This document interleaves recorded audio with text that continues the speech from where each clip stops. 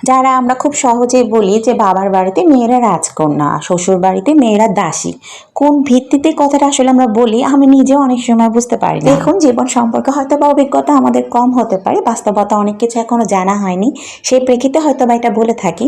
তবে এই কথাগুলো কিন্তু অনেক ক্ষেত্রে সত্য নয়। শ্বশুর বাড়ির ভাতের নাকি অনেক দাম, তবে অল্প বয়সে বিয়ে না হয়ে 30 বছর পর্যন্ত বাবার বাড়িতে থেকে দেখবেন ভাতের নলা গলা দিয়ে নামে কিনা, তখন বুঝবেন। প্রতিবেশীদের বয়সে ছোট মেয়েটি যখন বাচ্চা কোলে নিয়ে আপনার সামনেতে হাঁটবে, তখন আপনার মনের অনুভূতি কেমন হবে?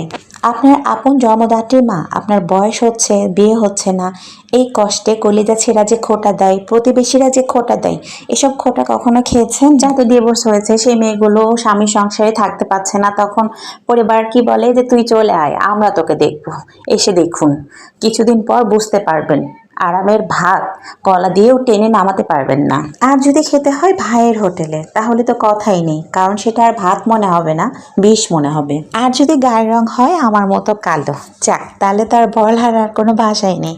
তো যাই হোক, আপনার কিং বাবা আর আপনার কুইন মা সর্বক্ষেত্রে যে আপনাকে কতটা খোঁটা দেবে, কতটা কথা শোনাবে, সেটার আর কোনো শেষ নেই।